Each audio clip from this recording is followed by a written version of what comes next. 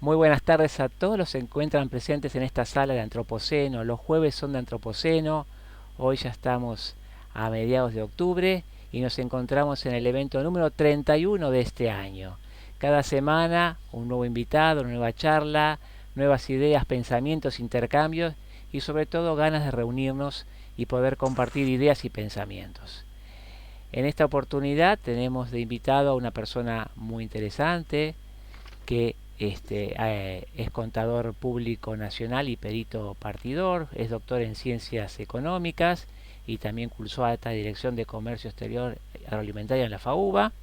Actualmente es asesor externo y síndico de empresas de medianas y pequeñas. Es presidente de la fundación del Centro de Estudios Presidente Arturo Frondizi, aquí de Argentina.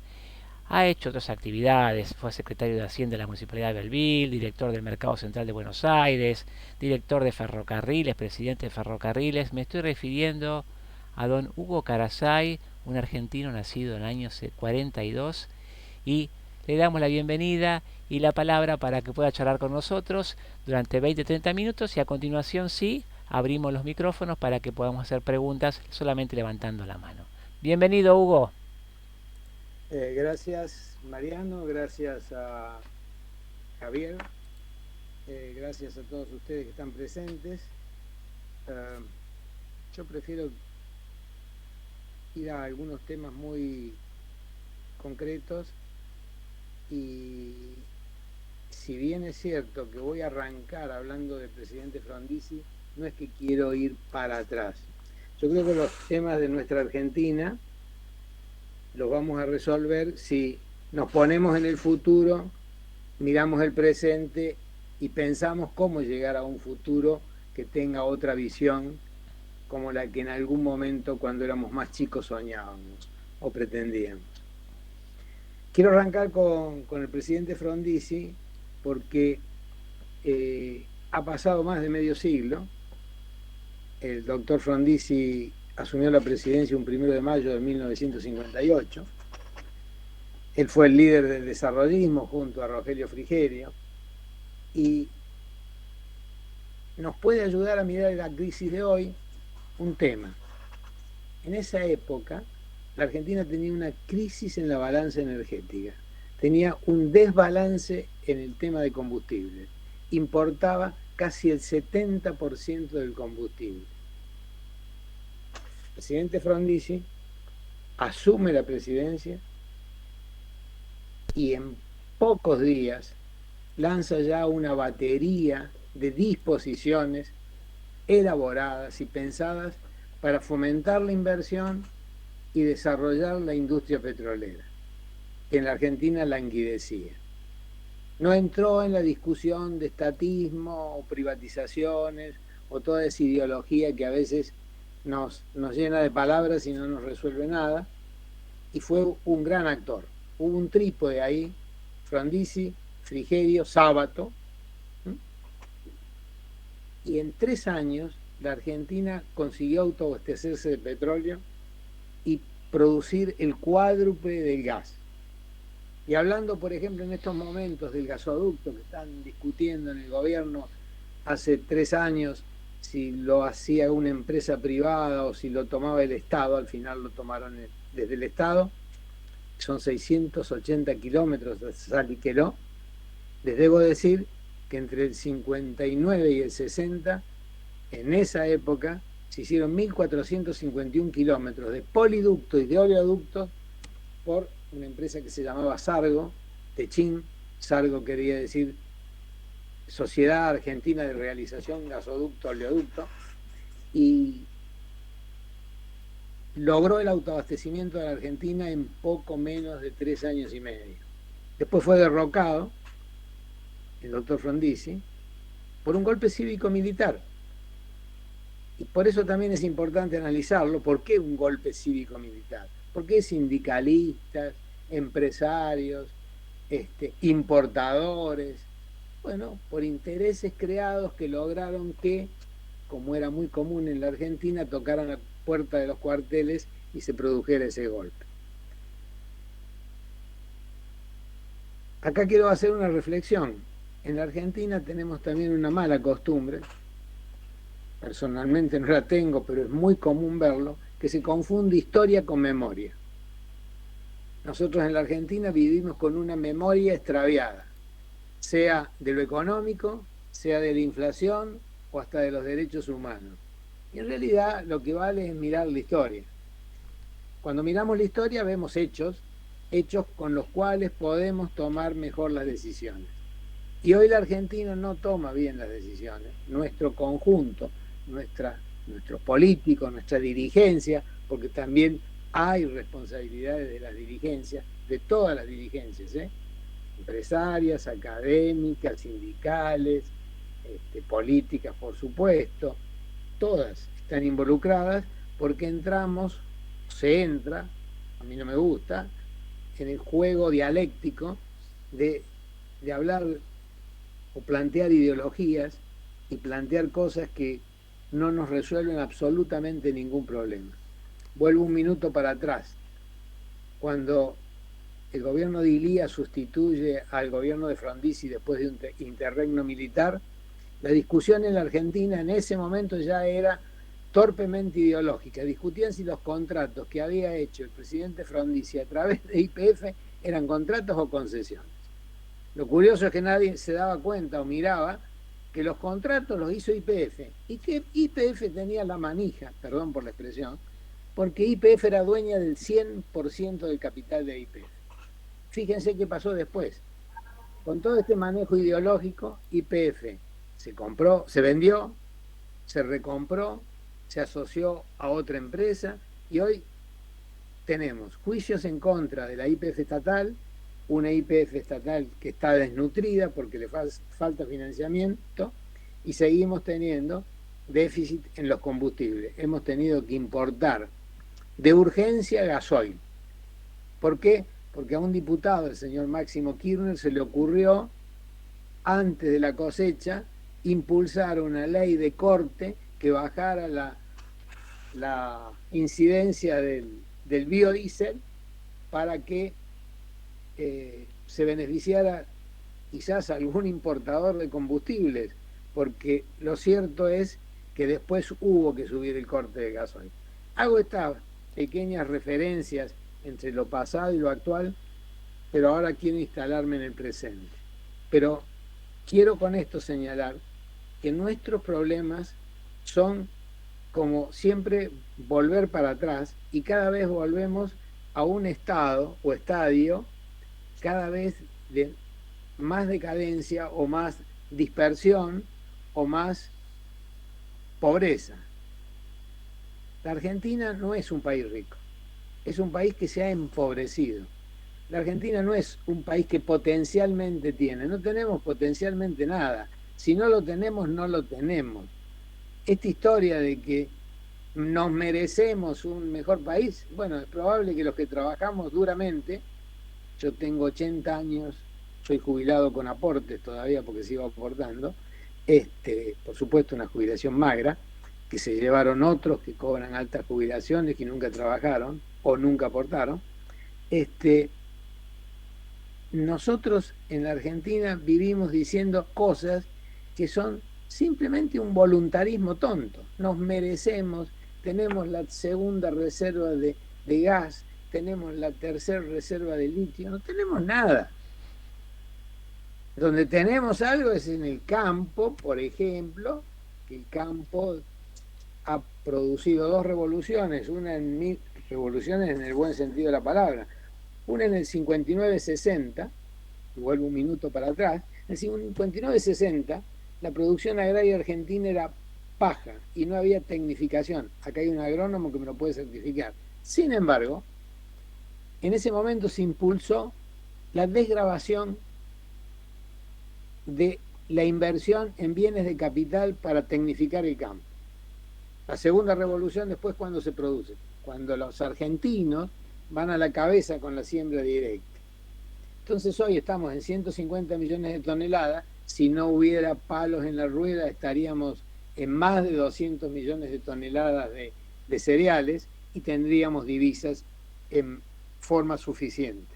Lamentablemente se ha creado un enemigo ficticio, conforme lo dictamina el señor Laclau, que es el libro de cabecera de la señora Cristina, y entonces siempre estamos pensando que hay un enemigo y el enemigo es el campo. No, en el interior se vive mejor, yo viajo habitualmente al interior, se vive mejor, en este momento falta mano de obra en el interior relativamente se pagan mejores salarios, porque el costo de vida, como allá es menor, el salario rinde más, y entonces la pobreza es menor. Por supuesto, estoy hablando de la pampa húmeda, estoy hablando del NEA, estoy hablando del NOA, estoy hablando de las economías regionales, pero hay mucho para hacer.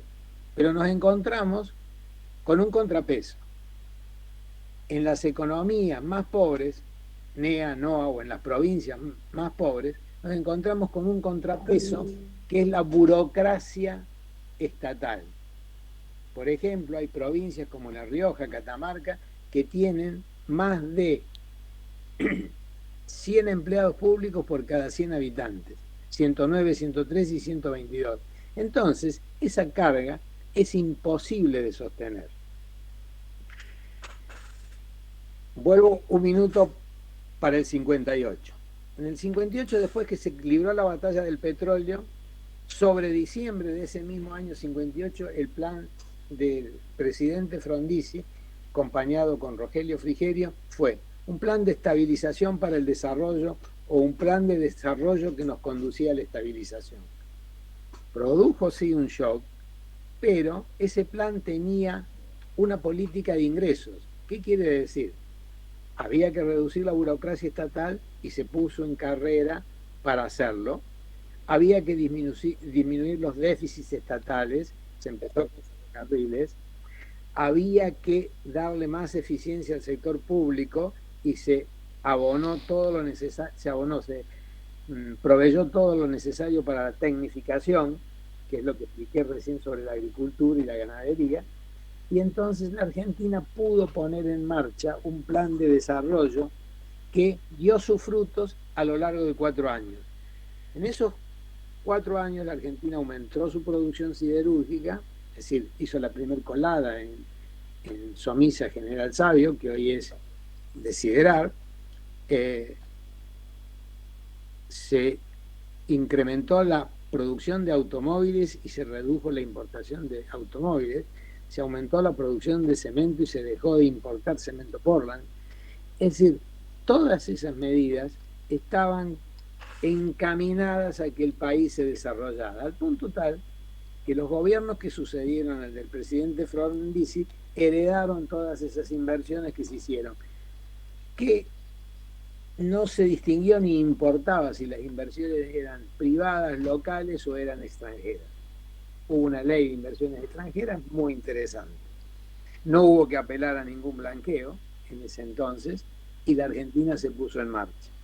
Por supuesto, la situación ahí es distinta. En ese momento había 19 millones de habitantes, hoy tenemos 45 millones de habitantes y tenemos una pobreza excesiva porque para la supuesta capacidad de generar alimentos nuestra es una vergüenza que tengamos esta pobreza.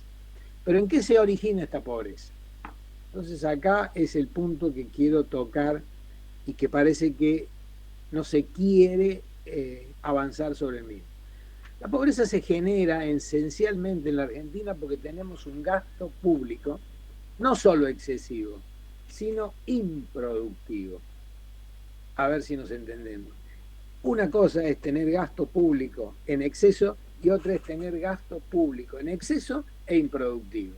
Porque si hoy miramos la biblioteca del Congreso o miramos los asesores de los senadores, nos vamos a encontrar con que tenemos ahí desparramados miles de millones de pesos que generan 3 problemas. Y los 3 problemas, uno más grave que el otro. Uno es el gasto. Algunos dicen, y bueno, si suprimís un asesor, no reducís el gasto. No, ese no es el problema. Uno es el gasto. El segundo problema es el mal ejemplo.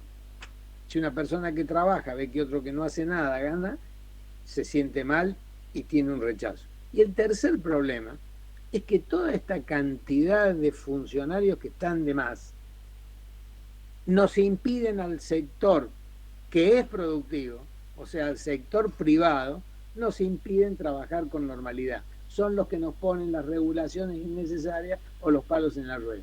Les voy a dar un ejemplo que ustedes no se lo imaginan. Conozco varias empresas, atiendo algunas empresas, una grande, algunas medianas y otras chicas. Pero una empresa mediana de la Argentina, una empresa grande de la Argentina, tiene 8, 10, 12, 15 gerentes. Le he preguntado yo a los gerentes generales o a los CEOs de esta compañía, che, ¿cuántos gerentes podés manejar? Y me dicen 12, 15, 8, 9. Acá en la sala hay 2 amigos míos que han sido gerentes de compañía. Y resulta que nosotros tenemos 22 ministerios. Y por invento de Alfonsín y Menem o de Alfonsín se creó la jefatura de gabinete para que fuera el vocero del gobierno. ¿Ustedes saben cuántos cargos ejecutivos tiene la jefatura de gabinete de la nación?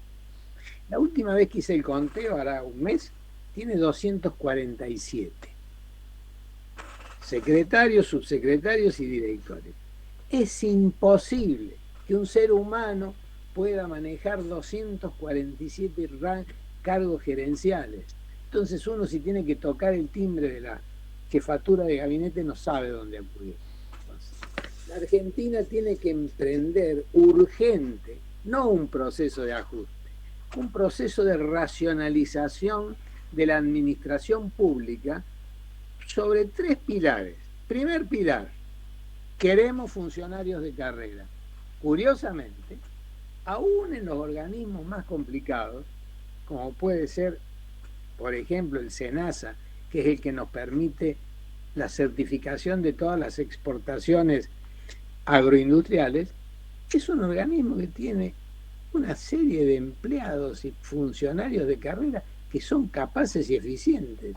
El problema es que arriba de esa capa de empleados, doy este ejemplo y puedo dar otros, se han ido superponiendo napas o capas, como si fueran geológicas, de funcionarios políticos, sean del macrismo, sean de la cámpora, sean del peronismo, del kirchnerismo, y todo eso impide que el Estado funcione. Hoy, si ustedes acuden a algunas oficinas públicas, se van a encontrar que con esto de la pospandemia hay poca gente que trabaja en las oficinas. Y está el TAD, el trámite a distancia. Pero lo cierto es que el TAD no funciona como debe y la atención al público tampoco. Consecuentemente, tenemos todo un aparato del Estado donde hoy se acaban de nombrar 3 ministras para reemplazar a 3 ministros salientes, donde hay altas remuneraciones, complejas estructuras ministeriales, llenas de cargos. No estoy hablando de la ordenanza o de la secretaria, estoy hablando de cargos directivos que impiden que el país pueda funcionar.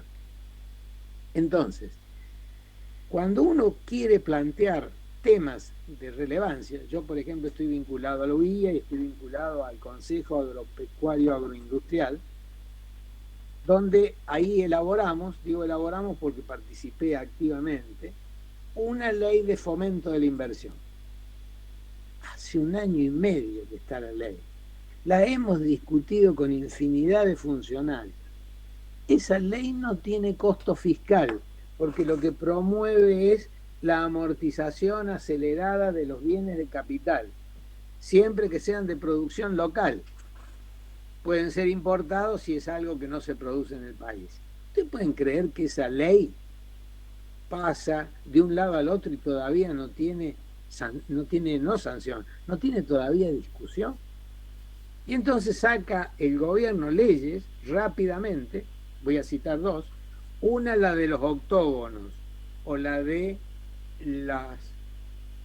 los mecanismos para difundir en los alimentos los contenidos de grasa, los contenidos de azúcar, etcétera, etcétera, como para prevenir a la población. Ahora, por el otro lado, discute con una bebida cola que le pongan un precio cuidado más barato a la bebida cola. Entonces, la contradicción es esta.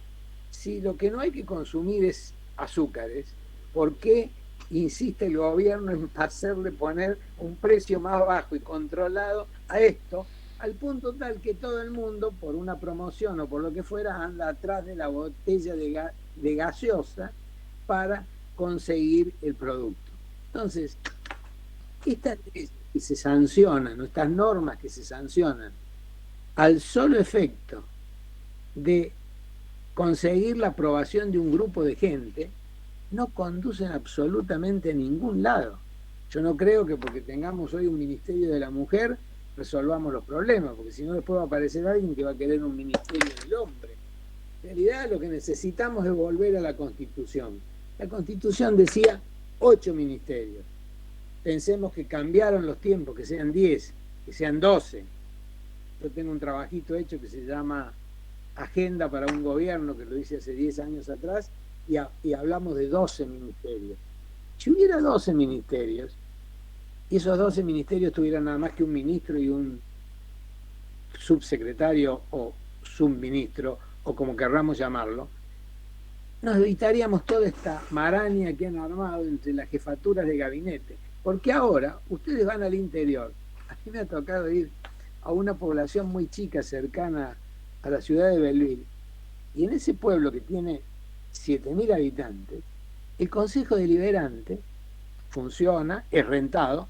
Antes el Consejo Deliberante se llamaba Honorable Consejo Deliberante, porque lo que hemos estado hace muchos años en un Consejo Deliberante éramos honorarios, o sea, éramos ad honorem.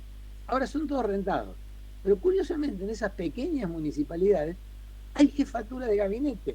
Entonces usted se encuentra que van a un pequeño municipio o van a una provincia, por ejemplo, y en la provincia tienen ministros, muchos, viceministros, secretarios, subsecretarios, y después jefe de gabinete.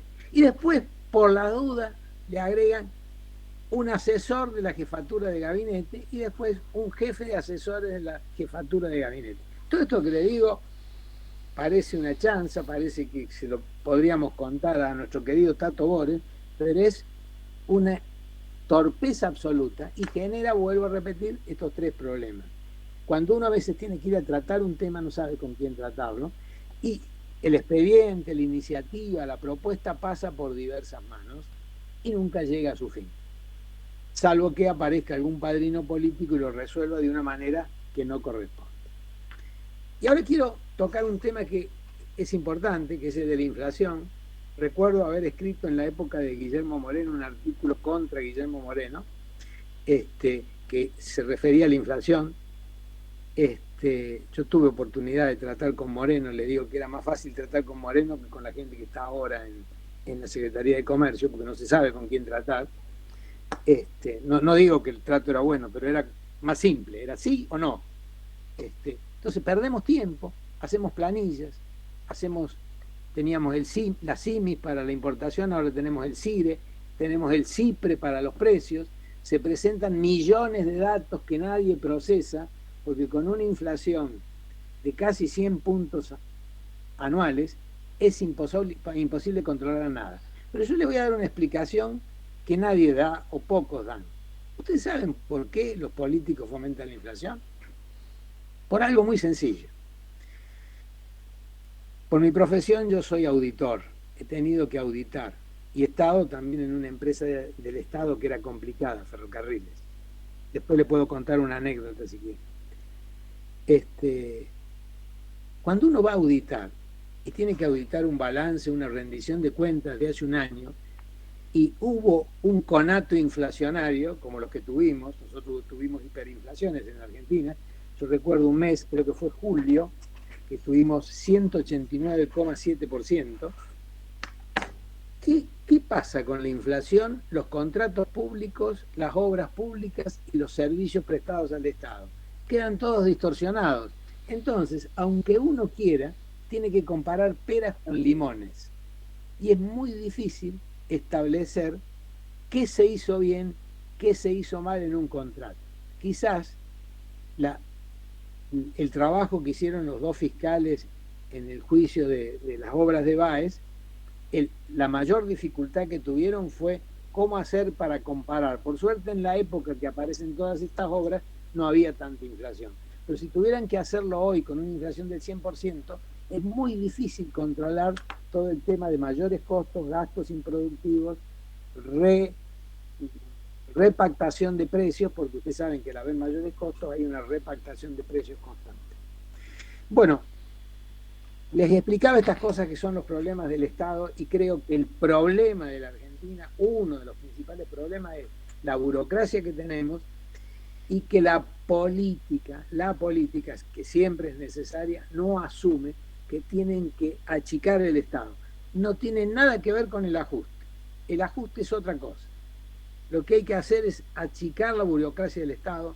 Se hizo en el año 58, lo hizo Krieger Bacena cuando estuvo llevando adelante una política de ingresos que para mi juicio fue acertada en el inicio, y si se quiere combatir la inflación es uno de los puntos que hay que tocar, arrancar por ahí. Después hay que sincerar las variables económicas, porque no podemos tener 16 clases de dólar que para lo único que sirven es para que se produzcan subfacturaciones, sobrefacturaciones, triangulaciones y una serie de cuestiones que también después es difícil controlar, porque a veces la misma aduana hace en sus controles estropicios, o deja sin ver lo que corresponde o se ensaña con alguien que no corresponde.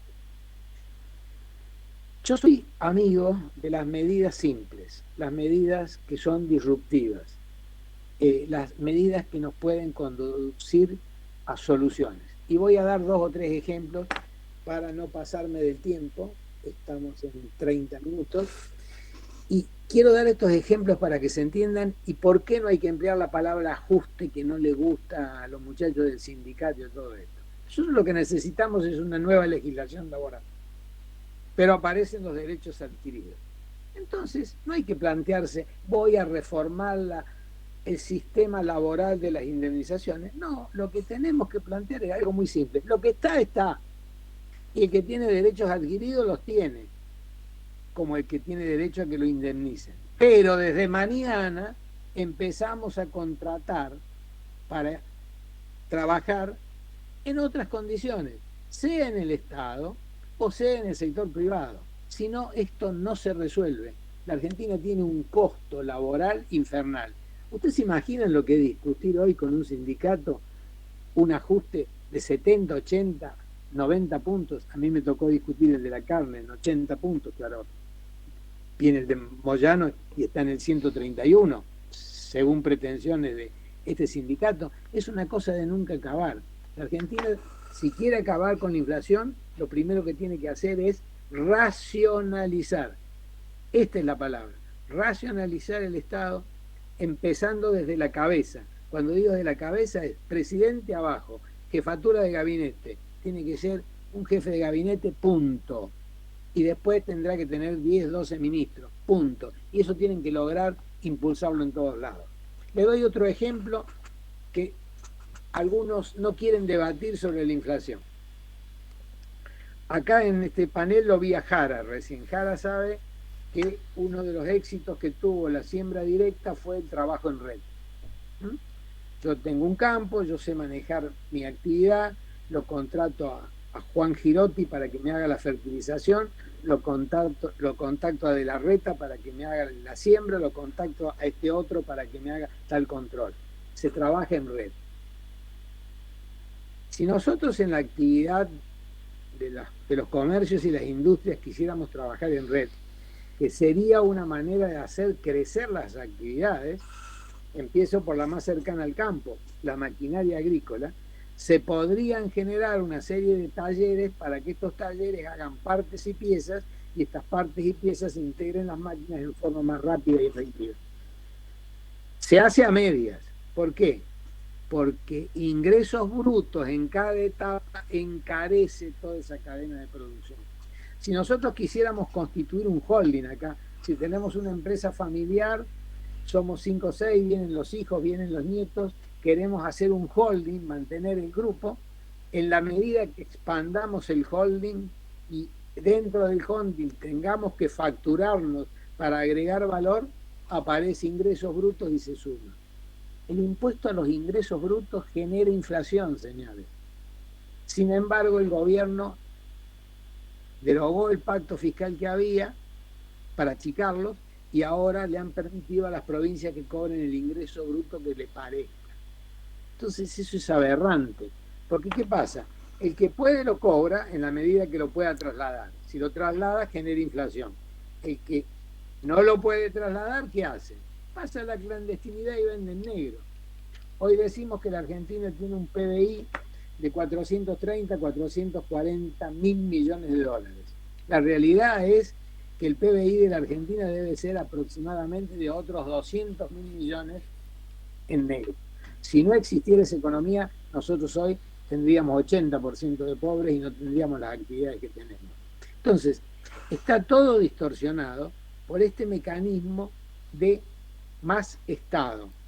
El gobierno dice que, este gobierno, dice que el Estado presente. El Estado presente es una falacia.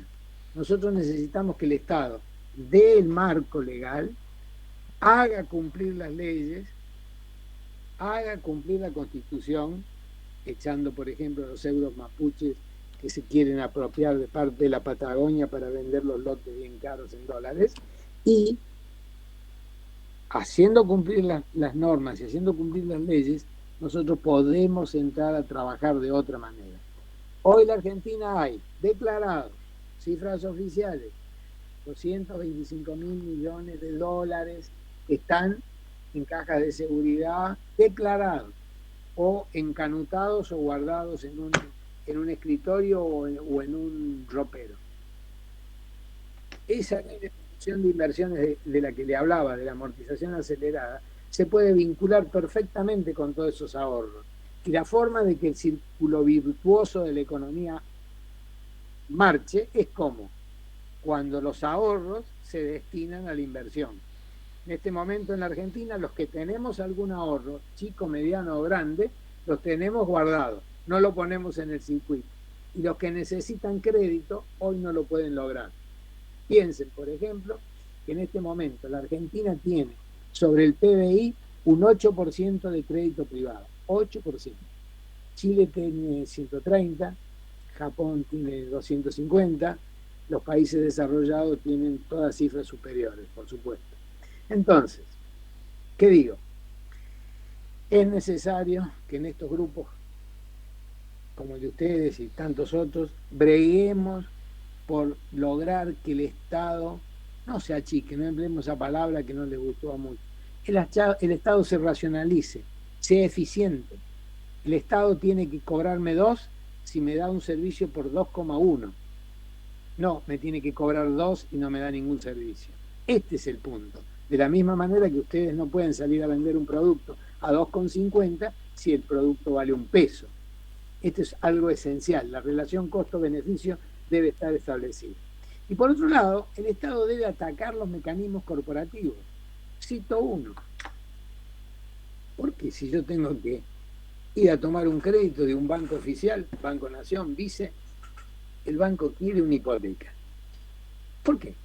Si yo tengo un hermoso proyecto con una hermosa TIR, o sea, con una tasa de retorno de la inversión, que puede garantizar que el proyecto va a funcionar. En cualquier país del mundo, Chile o Estados Unidos, lo que mira el hombre de créditos del banco no es el patrimonio. Mire el flujo, porque la clave es el flujo. Si yo tengo flujo y doy la vuelta y gano plata, puedo repagar. Lo absurdo es que estos bancos oficiales que tienen recursos, especialmente en Nación, nos exigen una hipoteca para darnos un crédito. La hipoteca exige que vayamos a determinadas personas que son escribanos de un registro que ya está establecido, con un arancel establecido. A su vez tenemos que pagar sellados sobre ese crédito. Y además de esto, tenemos que pagar los aportes previsionales del escribano que cobra en función de que ha sido designado por el banco. Cuando ustedes arrancan con un crédito, por ahí están arrancando con 4 o 5 puntos en contra cuando arrancan. Perfecto. Entonces, todas estas pequeñas cosas son las que creo que hay que plantear desde la microeconomía para que los políticos nuestros aprendan que si no se racionalizan, no vamos a arrancar en un proceso de desarrollo. Espero preguntas. Muy bien, hasta aquí la palabra de Hugo Carasay en este encuentro número 31 de Antropoceno, y todos los que quieran participar, solamente levantando la manito, vamos a ir dando por orden la palabra para que puedan conversar. Así que el primero que va a tener la palabra es Ernesto Lowenstein. Adelante, Ernesto. Ante todo, buenas tardes y mucho gusto estar en esta excelente reunión, sorpresa para mí. Gracias, Hugo, por invitarme. Ante todo, felicitaciones por su excelente visión del pasado, la realidad actual, pero quisiera agregar un par de puntos para salir de esta y a dónde vamos. Como soy algo mayor que usted, me lo permito decir. Hablando de la burocracia existe en todas líneas, pero yo la divido en dos: la burocracia útil y la burocracia estéril. Y la burocracia no es solamente del Estado, es de las empresas, es de los foros, es de las asociaciones. Estamos llenos de burocracia y llenos de sistema de computación. Somos demasiada gente y no estamos haciendo nuestro trabajo como corresponde. Otro pequeño tema que viene un poco quizás filosóficamente. Ganar plata no es un delito, el delito es no ganarla. Acá tenemos, si uno gana plata parece que está cometiendo un delito. No, el delito es no dar trabajo, el delito es no estar dispuesto a ayudar a que otros crezcan. Yo creo que eso es lo más honorable del ser humano. Y lamentablemente, Hugo, y lo hemos hablado, el problema no es solamente de los políticos, es la sociedad, es la educación, es la comunicación. Creo el mundo está en un sistema decadente, pero creo que lamentablemente vamos a la cabeza, para no abusar el tiempo. El problema es qué hacemos nosotros, algunos con más experiencia, otros con menos, con más edad, menos edad, para salir de esta situación. Por ejemplo, usted habló de SENASA. Usted sabe que compartimos la misma cámara y nosotros mañana vamos a SENASA y vamos a exigirle, ellos son los que nos administran y nosotros somos los administrados. Y si no cumple con sus trabajos, le haremos un juicio por no cumplir con los funcionarios públicos. Basta de estar quietos, hagamos algo. Gracias. Muy bien, gracias. Muy bien. Perfecto. Gracias, Tito. Hugo, le doy la palabra entonces al siguiente, ¿te parece? Mariano Vinograd. Marianito. Sí. No sé si todos saben quién es Lowenstein. Un honor para nosotros tenerlo en nuestro grupo, pionero de la industria frigorífica, del turismo, un empresario ilustre de la Argentina. Muchas gracias por prestigiar nuestro foro, Tito. Gracias. Hugo propuso no usar la palabra ajuste, no usar la palabra chique, usar la palabra racionalizar. Seguramente usted conoció a Frigerio. Ellos acuñaron una palabra nueva que era desarrollismo. Proponían frente a la tranca que se había producido en la Argentina con el peronismo hacia el 52 y que no pudo resolver la revolución libertadora, lanzar la batalla de la producción. Estamos en un contexto parecido. Tenemos una Argentina trabada, o en todo caso ennegrecida, ese 50% del PBI en negro que usted acaba de evaluar y que yo suscribo indica el nivel del problema que tenemos. Se aproxima un año de cambios. El otro día estaba hablando Durán Barba del fenómeno Bolsonaro en Brasil, que no es tanto un giro a la derecha, sino un giro a la productividad, al emprendedorismo. ¿Qué está viendo para el 23 en Argentina? Hugo, ¿dónde pone usted su expectativa, su ilusión?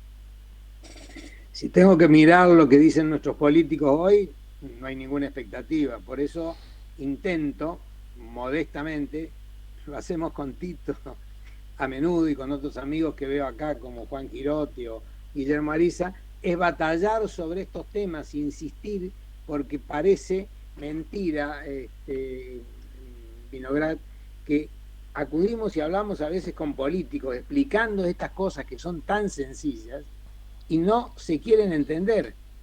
Entonces, tenemos que aumentar nuestra producción y aumentar nuestra productividad, pero tenemos que quitar trabas, y la forma de quitar trabas es racionalizar la administración. Usted no se imagina la cantidad de vericuetos que van creando día a día.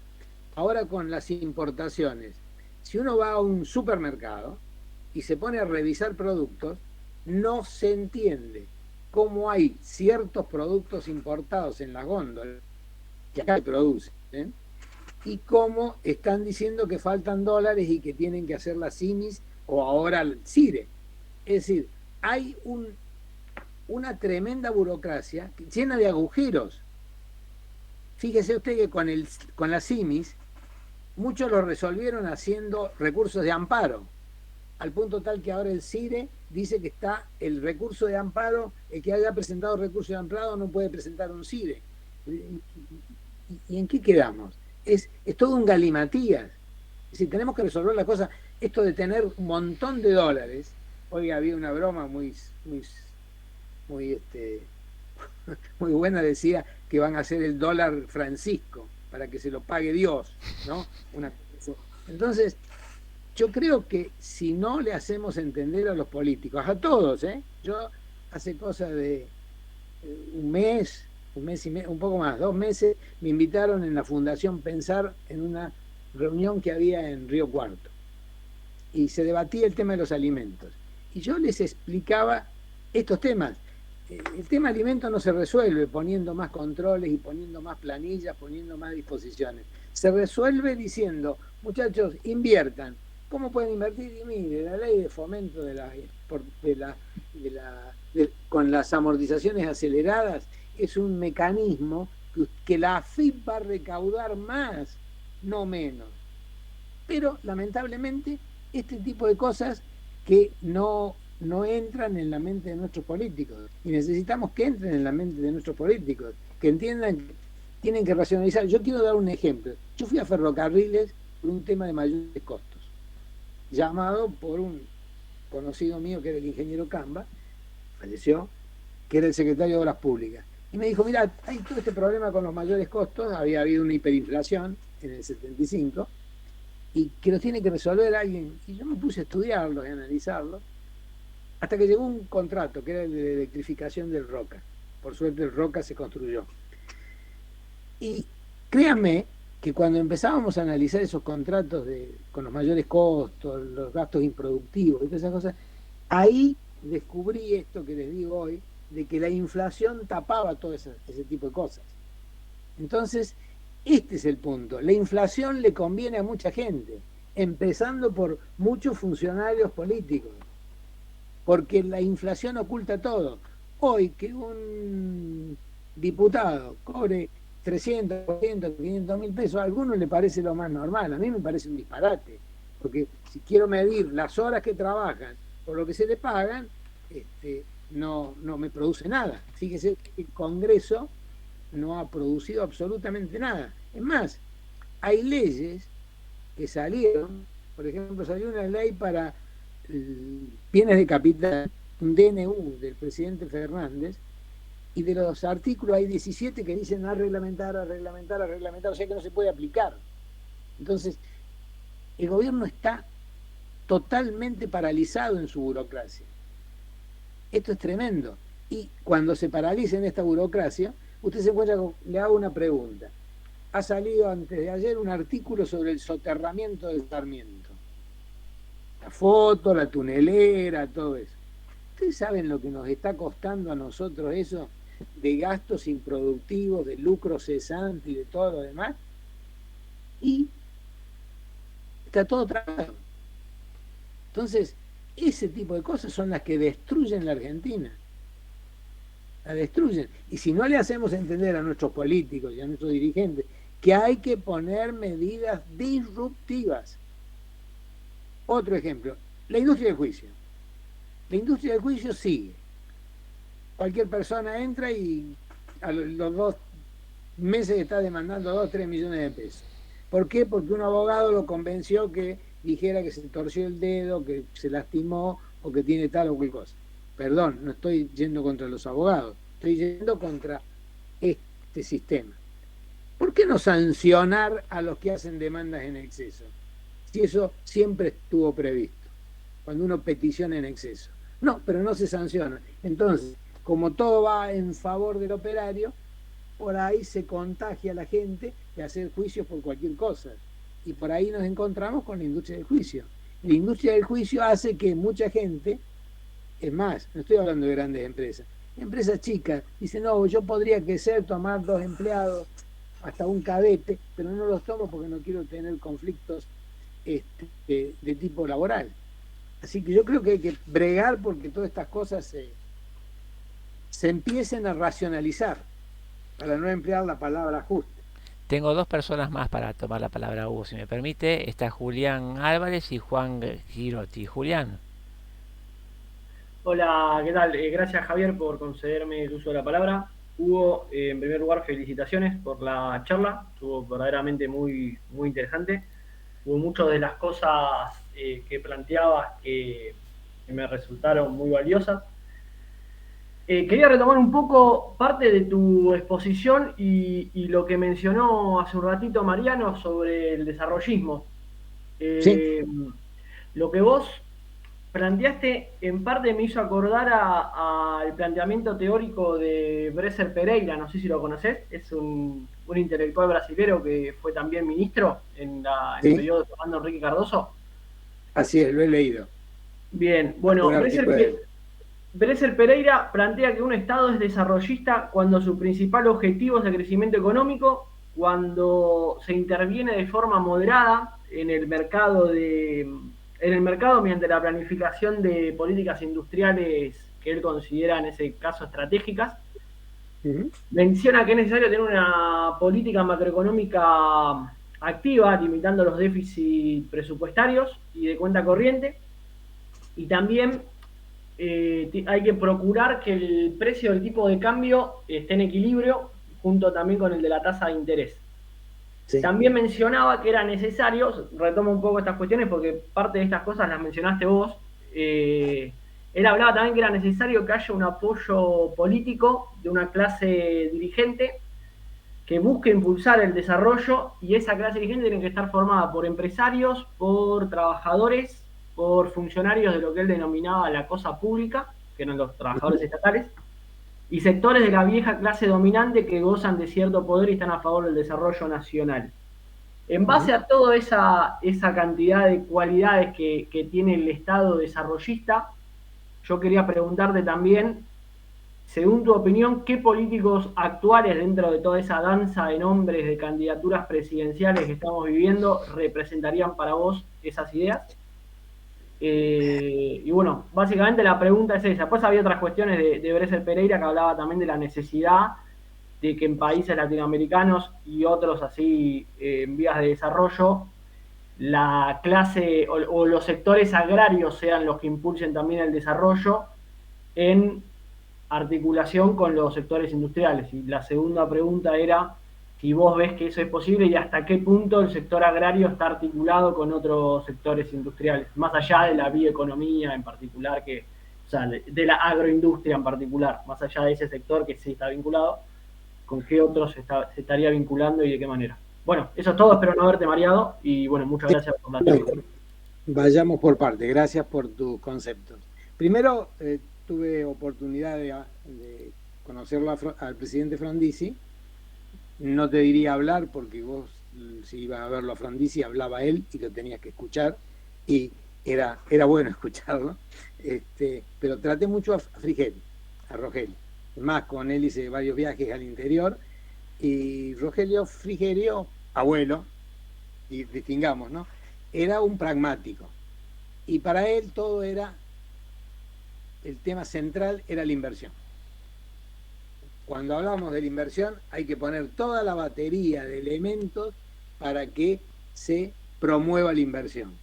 Y creo que esa es la clave y eso es lo que hizo Brasil en su momento con Cardoso. Promovieron la inversión. Vos fijate que el Bandes, el Banco Nacional de Desarrollo de Brasil es un verdadero banco de desarrollo. Y fíjate que los aportes al Bandes se hacen a partir de una contribución que se saca del salario de los operarios. Acá, mirá si le podés sacar un peso a los sindicatos de las obras sociales para mandarlo al desarrollo nacional. Entonces, esa es una gran diferencia. Te digo porque mis clientes tuvieron empresa en Brasil y vos, si querías acceder al Bandes, si no era una empresa brasilera, con socio brasilero y con proyecto de inversión, no cazabas un solo real o un solo dólar de ese banco. Por otra parte, Brasil ha tenido una cultura que en Brasil no hablas de dólares, vos hablás de la moneda brasilera. Acá, en cambio, nosotros tenemos la costumbre de hablar de dólares porque hemos destruido la moneda. Ese es el principal problema. Yo, sinceramente, veo que hay mucha gente que se dice desarrollista en la Argentina. Algunos ministros, algunos exministros, algunos candidatos. Ahora, sinceramente, no lo veo a nadie con el chip del desarrollismo puesto. Por lo menos el que tenemos los que más estamos metidos en esto, que es en la Fundación Frondizi, en Visión Desarrollista, al amigo Guillermo Ariza, que está en la Fundación Frondizi, y algunos otros. El desarrollismo tiene una concepción que básicamente es esto: el Estado debe ser el necesario.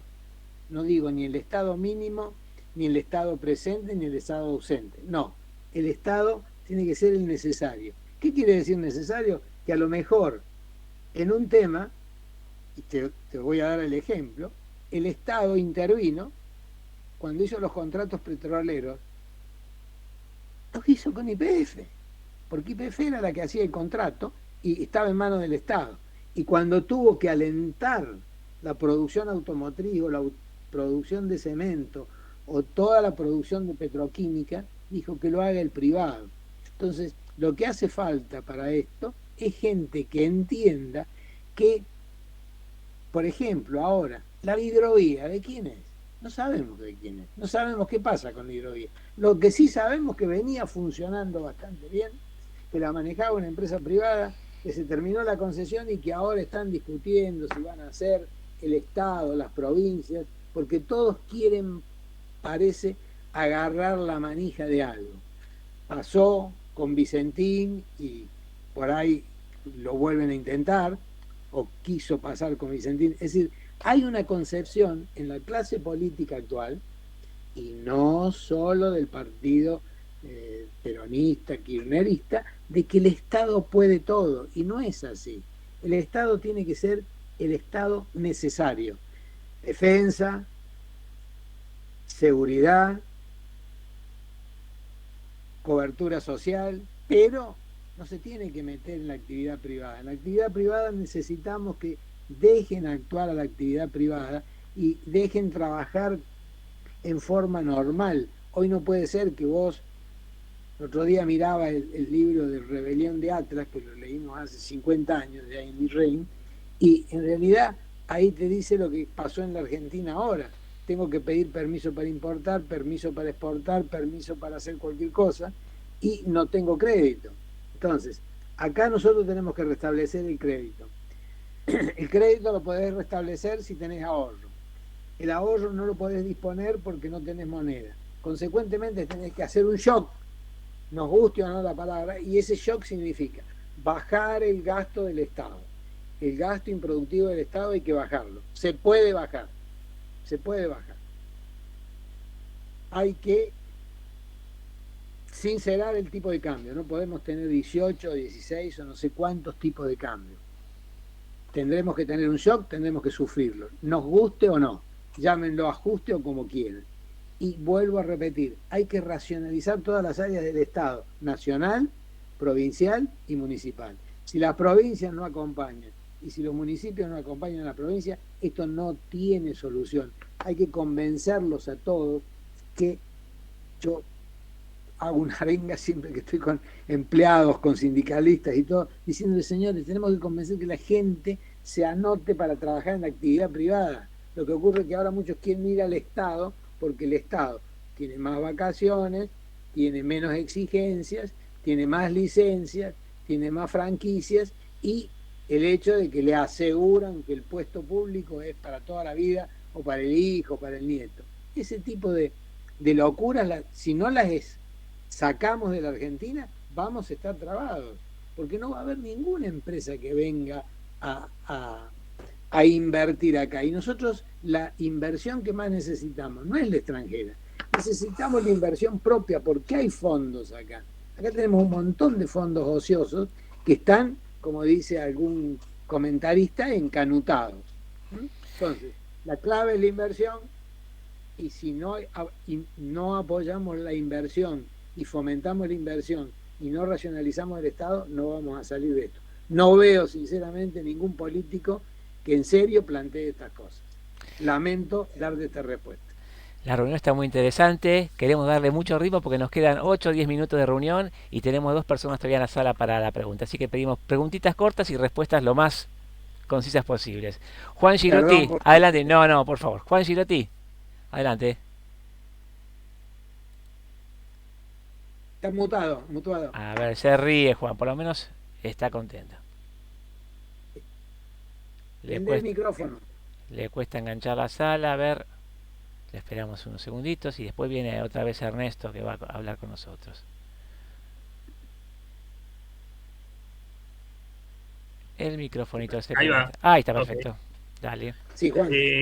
Perdón, bueno, gracias por la palabra y Hugo, en fin, vos te conozco y sé lo que sos y fue brillante el resumen que hiciste. Y llegás a una conclusión que es bajar el déficit fiscal, los sindicatos, los empresarios prebendarios,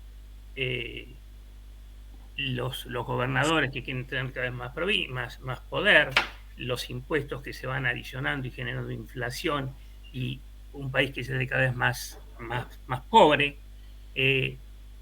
Y partimos siempre de la base que nosotros vivimos en un sistema republicano, democrático, donde las cosas se dan y en forma como lo dice la Constitución, y que la gente actúa en forma, yo diría, casi patriótica. Cuando nos topamos con la realidad, cuando nos encontramos con la pregunta, ¿cómo cambiar esto? Pues la realidad es esto, ¿cómo cambiar esto? Es ahí donde yo digo, no nos ilusionamos que estamos viviendo en un sistema republicano y no lo estamos viviendo, donde la distribución de la riqueza se hace en función de todas estas cosas, de las empresas del Estado, porque no es que las empresas del Estado en algún momento dado se decía podían ser mejores cuando había una gran discusión, si generaban más impuestos para el país y mayor bienestar para el país que las públicas, que las privadas. No, hoy tomar negocios, el Estado toma negocios, porque atrás de eso están la corrupción para distribuir el dinero a los funcionarios que dan esos vistos buenos. Y pasa cuando vemos lo del litio, vemos lo del petróleo y vemos muchas otras industrias donde están entre los gobernadores, los intendentes que quieren sacar tajada de todo, poniendo en algunos casos impuestos que son imposibles de pagar, los sindicalistas que hacen imposible operar y que, como vos decís, te hacen inviable muchos negocios, los empresarios que en muchos casos están dispuestos a hacer todo eso para llevar adelante sus negocios. Entonces, bueno, y podríamos seguir, yo para redondear. ¿Cómo es posible o cómo sería posible pensar en desarrollar el país si no se eliminan todos estos problemas que aparecen y volvemos a lo que idealmente uno diría vivimos en una república democrática? Esa es un poco mi pregunta, tal vez, o mi concepto. Sí, Juan, yo no tengo la respuesta, lamentablemente. Lo que sí creo que tenemos que conceptualizar algo que, insisto, aunque sea una docencia de 1 a 1, intenta uno hacer, que es esto. En Argentina lo que tenemos que distribuir es el ingreso. Distribuir el ingreso significa Yo miro el futuro y digo, me junto contigo, vos pones capital, yo pongo el trabajo, y si ganamos vamos a distribuir. Acá el Estado, los políticos, los dirigentes estos de pacotilla que tenemos, algunos son empresarios también, han pensado siempre que la idea es que el Estado tiene que distribuir riqueza. Y en realidad la riqueza que existe ya pagó impuestos y es de cada uno, salvo que se la haya robado, que hay casos, ¿no es cierto?, que están juzgándose. Entonces, el punto es que acá lo que tenemos que plantearnos es el flujo, es decir, cómo vamos a distribuir el ingreso que vamos a generar. Esto es lo que yo a veces planteo cuando hay una discusión salarial. Parece torpe que tengamos que estar discutiendo la inflación con los gremios. Con los gremios tendríamos que estar discutiendo pautas de productividad, pautas de círculo de calidad, pautas de cero defectos, pautas de... Porque digo todo esto porque uno de los problemas que tiene la Argentina, nuestro país, es que tenemos desventajas competitivas. Es decir, a veces se decía, sí, la pampa húmeda tiene ventajas comparativas. Eso se terminó porque otros con fertilizantes o agregados químicos o lo que fuere consiguen mejorar sus tierras. Uno va a Europa y lo ve. Hasta en Ucrania se ve. Las únicas ventajas que hay son las competitivas. Pero en la Argentina estamos en defecto porque tenemos desventajas competitivas. Las desventajas competitivas son todo este costo que nos genera un Estado bobo que no conduce a ningún lado. Entonces tenemos que combatir eso. ¿Cómo? Mirá, con la prédica de los pocos tendremos que estar insistiendo en todos lados. Ante los legisladores, ante los diputados, ante las cámaras. Hay algunos que lo hacen, otros no, son complacientes. Entonces, lo que necesitamos hacer es identificar estas cosas, explicarle a la gente que la suma de ingresos brutos genera inflación.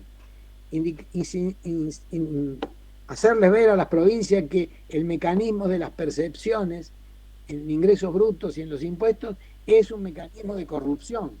Fíjate vos que la provincia de Córdoba ha puesto una policía fiscal, o sea, ha delegado la recaudación de los impuestos en unos privados. Es absurdo.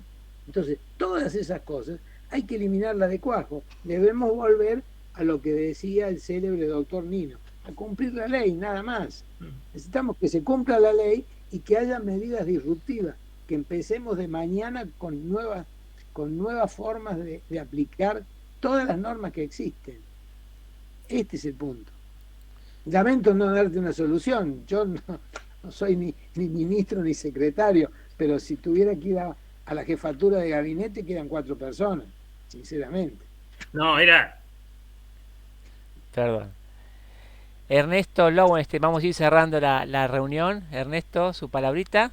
Muy cortito. No, me dijiste que era hasta las 20:30, faltan 18 minutos. Yo tengo tiempo, ¿eh? Tenemos que ir haciendo los cierres de la reunión. Si podemos, vamos cerrando, ¿sí? Ernesto. En 3 minutos voy a tratar. Yo creo que hay una solución a eso. Pero contestándole a Juan, hay un dicho que no me gusta mucho, pero que es verdad, que dice: Dios dame paciencia, pero la quiero ahora mismo. Lamentablemente no la puedo usar. Y considero que sí podemos hacer algo, porque lo que todo se dijo acá es cierto, es verdadero, pero cada día hablamos lo mismo, y que me disculpe Hugo, hace años que venimos hablando de lo mismo. Yo creo que acá se llama una palabra que es ejemplo, y todo lo que estamos acá podemos dar algún ejemplo. También sé que hay una periodista acá, y que los periodistas tienen su responsabilidad de transmitir un poco las cosas como son y no como se creen. Entonces acá es una cuestión de ejemplo, responsabilidad y consistencia. Gracias. Muy bien. Darío Pico. A ver, Darío.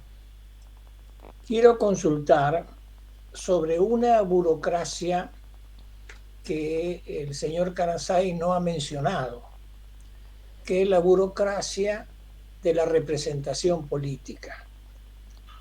Uno vive en una maraña de presuntos representantes del pueblo que pasan de un cargo a otro, de una elección a otra, de un partido a otro, y están siempre los mismos. Así es. Y el fenómeno es que no tenemos ninguna posibilidad de castigarlos. Lo cual quiere decir, en el fondo, que uno de los vicios esenciales está en la representatividad de los ciudadanos, que estamos condenados a vivir en esta ficción de la democracia que consiste que en cada grupo hay 4 vivos que dicen quiénes son los candidatos y los demás tenemos que elegir entre los que ellos deciden. Y eso evidentemente no es democracia. El tema de la participación ciudadana es la que realmente creo que está en crisis. Por eso le hago esta pregunta, señor. Le agradezco su pregunta, Darío. Creo que tiene toda la razón. Y fíjese que este problema de representación aparece en todos los estamentos. Una de las cosas que tenía anotada para comentar es que una de las normas que habría que aplicar es que, por ejemplo, en las fábricas, en las empresas, los sindicatos voten, los obreros, los empleados voten con un votito secreto por quién los va a representar. Eso no se hace. ¿Por qué? Porque los sindicatos son corporaciones. Y esto que usted plantea es cierto, porque fíjese que el Pacto de Olivos generó un monstruo. El monstruo ese fue de que por querer tener 3 senadores, 2 por la mayoría y 1 por la minoría, el país se encuentra ahora con que tiene una Cámara de Senadores que es una escribanía. Así que lo que necesitamos en todo esto es que se cumpla la ley. Ahora, ¿cómo podemos hacer para que se cumpla la ley?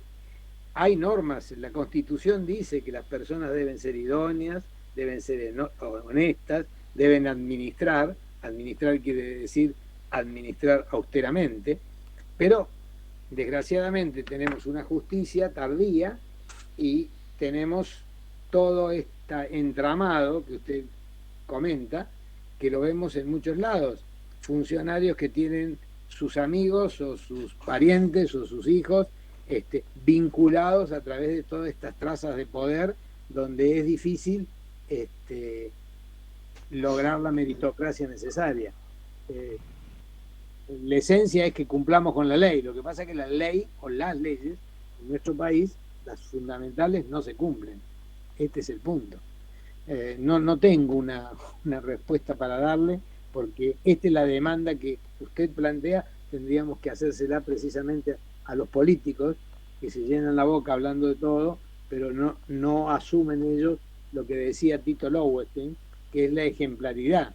Si yo quiero que mi gente trabaje y vaya a las 8, y yo tengo que llegar a las 8 menos 5 y trabajar, y rendir cuentas. Y esto no se hace. Esto es lo que lamentablemente ocurre en nuestro país.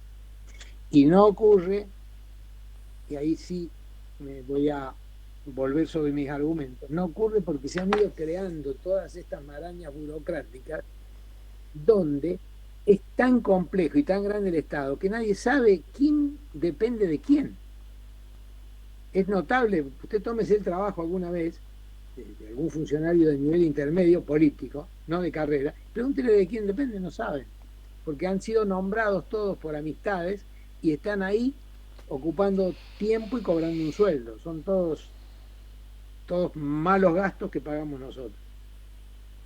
O sea, en definitiva, el problema es en buena medida que los que podrían cambiar las cosas serían los primeros perjudicados. Así es. Exactamente. Ernesto Lowenstein. Gracias por sus conceptos.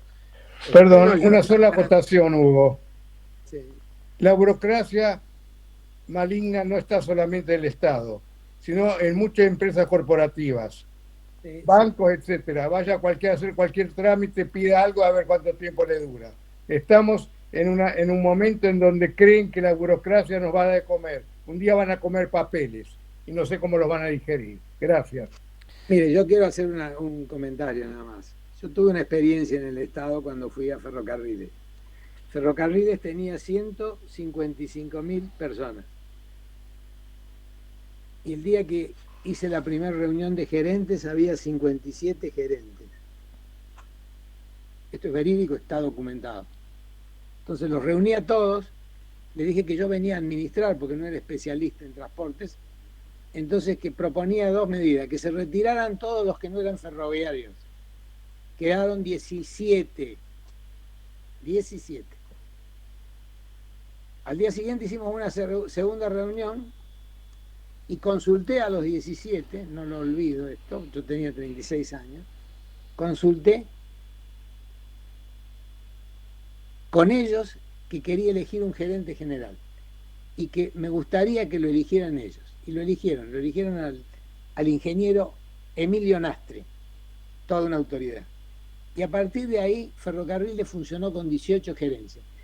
Hubo una más que fue la de contrataciones, que la tuvimos que volar a todas. Había 250 personas en contrataciones y como la forma de purificarlo fue despedirlos a todos. Yo me retiré de Ferrocarriles, quedaron 91.000 personas. El déficit de Ferrocarriles, que era de $2 millones por día, bajó el 48%. Todas esas políticas, si son políticas de Estado, y está todo documentado, si se siguen, dan resultado. El problema es que a cada cambio político viene alguno que hace las cosas bien, porque hay gente que hace las cosas bien, y hay gente que hace las cosas mal. Hubo entidades como la Comisión Nacional de Energía Atómica que funcionó bien, después se desmadró, pero hubo una serie de reparticiones que funcionaron bien en la Argentina. Hubo privatizaciones que funcionaron bien, como puede haber sido la de obras sanitarias. Ahora es AISA y AISA pierde plata.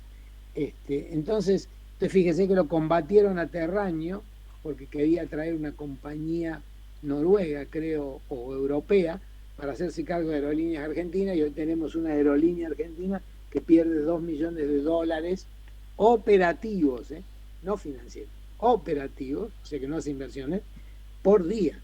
Entonces, tenemos un Estado totalmente desquiciado. Por eso vino un gobierno que trató de arreglar con la reparación histórica todos los juicios jubilatorios, y ahora se vuelve a depredar el haber jubilatorio y va a haber de nuevo un montón de juicios por las diferencias del 82% móvil. Es decir, lamentablemente estamos en círculos viciosos. Ahora, ¿cuál es la esencia, la solución de esto? Cumplir con la ley, exigir la racionalización del Estado y plantear todas estas cosas de frente a todos los políticos, porque esto de que alguno se titula desarrollista no lo veo yo, que agarre el tomo 1 de los discursos de Frondizi, que está acá el primer discurso, y el presidente el primer día de gobierno planteó: voy a racionalizar el Estado, voy a equilibrar las finanzas, y esto tiene 50 y pico de años. Voy a emprender la batalla del petróleo y voy a hacer inversión, fomentar las inversiones. En esencia tenemos que hacer lo que hace cualquier buen empresario, tratar de invertir para ganar plata, y en el Estado es tratar de invertir para mejorar los servicios. Ese es el punto. Última pregunta para Rubén Giudice y hacemos el cierre de la reunión. Rubén. Está silenciado, Rubén. A ver si abre su micrófono. Silenciado. Sí. Hola. Ahí está, perfecto. Sí. Bueno, yo hace rato que vengo planteándome y quiero plantear aquí hasta qué punto el sistema presidencialista no genera una serie de distorsiones de mucha concentración de poder en una sola persona, cuando hay países como por ejemplo Dinamarca o España que forman gobiernos y donde se pueden armar consensos, donde puede haber en vez de una sola persona como una selección de personas. Y donde el primer ministro, cuando no tiene apoyo o en distintas circunstancias, pierde y tiene que renunciar. Acá, en cambio, parece que son 4 años libres para hacer lo que a alguien se le dé la gana, los jueces no se animan a acusar. Y también, a mi entender, hay como poco protagonismo de los gobernadores, porque al fin de cuentas, ¿para qué gobernadores uno dice si hay un ejecutivo tan fuerte? ¿Para qué intendentes si el gobernador hace y deshace antojo como en las provincias del norte? No sé hasta qué punto también no tenemos un problema de esquema, además de todas las hipertrofias y distorsiones de los gastos. Muy bien. Hugo, ¿algún comentario? Bueno, yo creo que lo que dice Rubén es correcto. Nosotros arrancamos con un sistema presidencialista que en algún momento dio algún resultado y creo que hoy, lamentablemente, hace aguas por todos lados. Fíjese usted que las provincias están amañadas, están agarradas con un cordón desde la nación, porque te mando plata si haces esto y si me votas esto. Entonces no es un sistema republicano, representativo y federal como debiera ser. Así que quizás en algún momento la Argentina nuestro país se tendrá que plantear si no debe cambiar estas cosas. Recuerdo, respecto a lo que dice Rubén Yudice, que cuando hacen el Pacto de Olivos, un poco el argumento era que el país no fuera tan presidencialista y por eso pusieron lo de la jefatura de gabinete. Lo que pasa que siguiendo la ley de Parkinson de la administración, no la de los humanos, la Argentina es parkinsoniana, generó toda una superestructura en la jefatura de gabinete al punto tal que ahora y antes, en el caso de Peña cuando fue jefe de gabinete, había creado toda una superestructura con un veedor en cada reunión que se hacía en cualquier ministerio como para tener un poder paralelo. Creo que lamentablemente el presidente Macri nos hizo perder a todos la gran oportunidad que ya no se va a repetir. En ese momento todos confiábamos, muchos, al margen de las ideas políticas de cada uno. Yo sigo siendo desarrollista de las ideas de Frondizi y Frigerio, no Frigerio abuelo, repito, no de las otras que aparecen por ahí diciendo yo soy desarrollista. No, desarrollismo es una práctica económica más que teoría económica que apunta a que el país tiene que romper sus estructuras para mejorarlas en base a competitividad, calidad y esencialmente inversión. Y la inversión tiene que llegar de la mano privada, esencialmente nacional o extranjera. Solamente tiene que llegar la inversión de la mano del Estado cuando el privado no lo puede hacer y la inversión extranjera no llega y no hay otra forma de encararlo. Pero esa es la clave del desarrollismo, es apuntalar la inversión. ¿Y la inversión cómo se apuntala?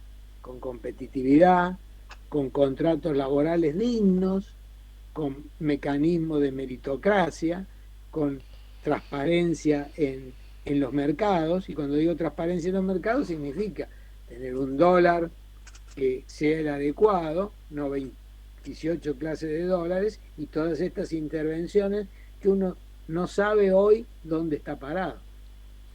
Muy bien, sonó la campana, terminamos este turno de clases y solamente le pedimos a Hugo 2 palabritas de reflexión final y hacemos el cierre de esta reunión. Hugo, para despedirse. Bueno, yo quiero tomar algunas enseñanzas de mi amigo Tito Lowenstein, que es un empresario que ha hecho de todo en la Argentina, bien, y que dice que tenemos que seguir dándonos manija entre todos, porque no podemos bajar los brazos, aunque estemos remando en dulce de leche, como se dice. Yo creo que tenemos que, si coincidimos en estas cosas esenciales, que no es yo soy de tal ideología o de tal otra, la ideología la tenemos que dejar de lado, hay que mirar lo que hace China. ¿China qué hace? Negocios. Hay cosas que nos perjudican a nosotros, pero ellos hacen negocios y los llevan adelante como les conviene. Lo que tenemos que hacer en la Argentina es, vuelvo a Frondizi en su periodo presidencial trunco, estableció relaciones con la India, se vinculó al mundo, fue a Estados Unidos y, por dar un detalle anecdótico, no habló en la Naciones Unidas donde había 4 representantes. Habló en las Naciones Unidas, donde estaba llena la sala, pero habló en el Congreso de los Estados Unidos de Norteamérica, donde lo aplaudieron de pie. Frondizi tenía un plan de desarrollo. Es casi una receta. Esto se hizo hace un montón de años, hace 5 décadas, y se puede retornar a eso, pero sobre la base de la inversión, la competencia y el rol del Estado adecuado, vamos a decir adecuado, en lo necesario, en lo justo y necesario. El Estado se tiene que dedicar a la defensa, a la seguridad, a la sanidad, pero no a los negocios. A los negocios nos debemos dedicar los privados para impulsarlos, solos, con extranjeros, asociados o de cualquier manera. Pensar que el Estado va a hacer todos los emprendimientos como quieren hacer ahora con agarrar la hidrovía, o quieren agarrar Vicentín, o quieren agarrar el negocio de granos, es una torpeza absoluta, porque todos los ejemplos que tuvimos en la Argentina, todos fueron funestos. Cuando la Argentina se metió en los granos, recordemos el IAPI, fue una barbaridad. Cuando la Argentina se metió con todo este tema de las declaraciones juradas de necesidades de importación, también. Entonces tenemos que dejarnos en libertad y controlar bien. Eso es lo que hace falta, nada más. Que se cumpla la ley, como decía el doctor Nino. Gracias. Señoras, señores, punto final para este encuentro antropoceno con un brillante Hugo Carasay en esta reunión de jueves. Les agradecemos a todos por su presencia y a nuestro amigo Hugo también por estar con nosotros. Es invitado de la casa y están abiertas las puertas para la próxima reunión. Les mando un abrazo grande, nos encontramos dentro de 7 días aquí en Antropoceno. Buenas noches a todos.